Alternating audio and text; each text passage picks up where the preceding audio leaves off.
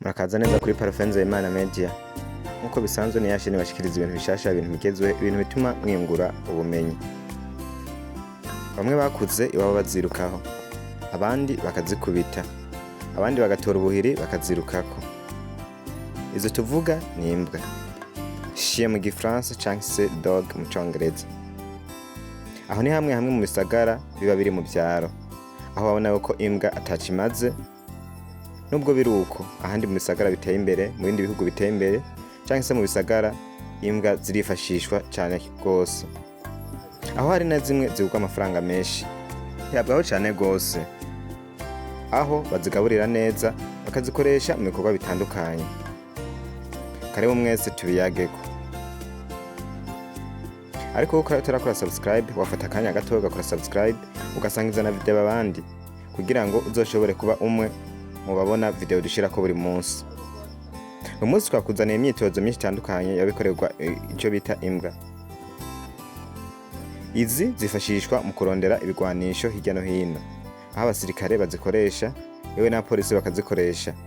Bivugwa ko zifise ubudahangarwa bwo kumoterwa cyane, zikaba zashobora kuvumbura ibisasu umuntu atoshobora kubonesha amaso, ariko zozo zikabishobora. Iki kiri mu kimwe cyatumye mu bisagara bikomeye nko muri Amerika, igisota ca Amerika canke c'Uburusiya, yewe tutibagenda hano muri East Africa iwacu, bashobora kuzifashisha. Izi barazitoza ko burya umubiri w'ikiremwa muntu, yaba umuntu canke se ibikoko, icyo bakimenyereje nico gikora. Nimuze dutembere tubone imyitozo itandukanye yo bikorerwa kino gikoko kugira gishobore gufasha ikiremwa muntu. Aho abapolisi baba bafise amasifre bakazitegeka ibikorwa byinshi bitandukanye, nazo zikabyubahiriza. Hama hagera yuko bazifashisha zikabafasha cyane, dore ko zizwiho n'umuhanga bwo kwiruka cyane gusumba umuntu. Ahisha hatandukanye baba bazifise mu ngo zabo, aho nkubwiza ukuri yuko urwo rugo rugiyemwo neza neza ihari utoshobora kuharengana. Aho naho wowe ugize Imana ntikushone ngo ikurye, ikaba yakubasha, ariko itanga amakuru byihuse ikamoka. Mwene urupanga akabona yuko hari umuntu yinjiye mu rupangu, yaba umwansi cyangwa se ikindi cyose kihaje gashobora kuronya ikintu cyakije kubagirira nabi. Aba bobo ntibisanzwe, barazifata bakazuriza ubwato, bakazuriza imodoka, bakazijana ahantu hiherereye kugira bashobore kuzikoresha imyimenyerezo itandukanye zizoza zirabafasha mu bikorwa byabo. Baravuza sifure zigasohoka zikava mu bwato cyangwa se imeri, zikaja imusozi kugira zishobore gutangura gukora imyimenyerezo itandukanye. Hari naho bazishisha mu kiyaga, hari naho bazishira ku migozi, hari naho bazicisha mu bintu bitandukanye kugira zikore. Nkaha baba bazitegetse ngo zuname, kubera ziba zarabimenyereye zirabikora zikabyubahiriza. Hari abo bazitegeka gusutama zikaja hasi, bavuza isifure zikongera zikavayo.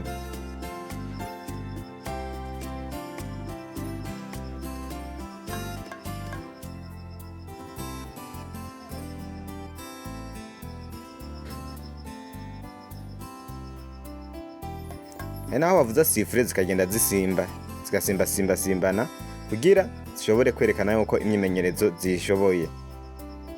Bakongera bakazitegeka gukora ayandi ma exercice, zikayakora zubahirije uko baba baziyategetse.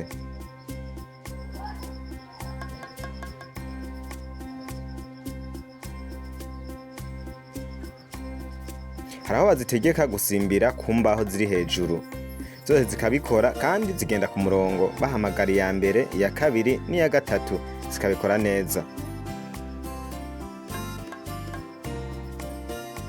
Hari naho bazitegeka guca munsi y'ingunguru, ibyo zikabikora zose zubahirije amategeko. Hari naho bagira umuzingi w'umuriro, bakazitegeka gucamwo. Aho hose barimo baziforomamo ubudahangarwa kugira zizoshobore kwigwanira. Ngira urebye neza nawe kuri isanamu byose urabibona uko biba biriko birigendera.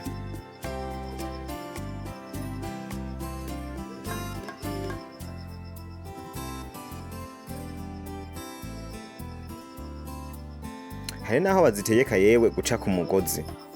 Guca ku mugozi ni exercice itaba yoroshe, abenshi irabananira, yewe gushobora ibi bintu bisaba yuko uba uri umuhanga, ariko izi zozo ziragerageza zikabikora neza. Hari naho baba barimwo baca hejuru y'amazi, hejuru y'ikiyaga, bakazicishaho kugira zerekane yuko zishoboye. Yewe hari naho bazereka gusimba ahantu hejuru harehare kugira babandanye baziforoma.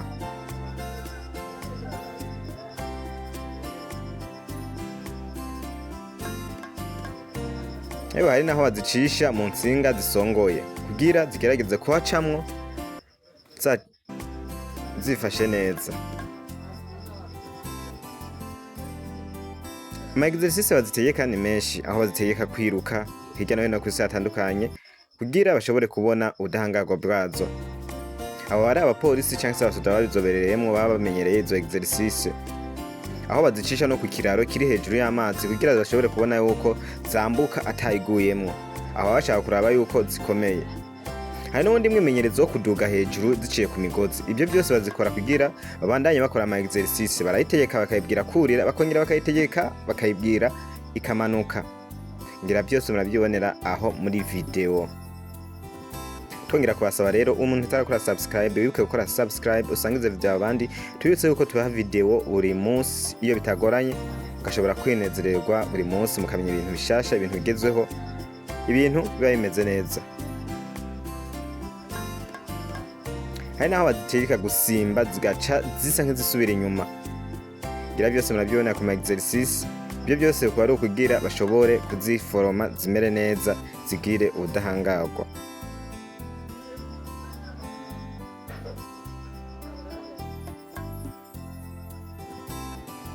Ntibiherera aho gusa, izo mbwa barazitegeka koga mu mazi. Burya koga mu mazi nazo ziragerageza kubishobora, nabwo aho bari mu kiyaga nta mababa zifise ntaki, ariko barazitegeka zikiruka zikaja mu kiyaga zikoga. Ngira namwe murabyibonera ku masanamu yuko aha baba bazitegetse kuja mu mazi, kandi ziragerageza zikiruka zikoga na mpaka zishitse aho baba bazitegetse nk'uko mubibona aho ku masanamu. Hari naho bazitegeka gufata ibintu biba biri mu mazi zikabyirukako zikabitora, hama zikabigarukana zikabishira imusozi. Ngira byose murabibona aha kw'isanamu yuko ziba ziri mu mazi ziriko ziroga kandi ari nyinshi.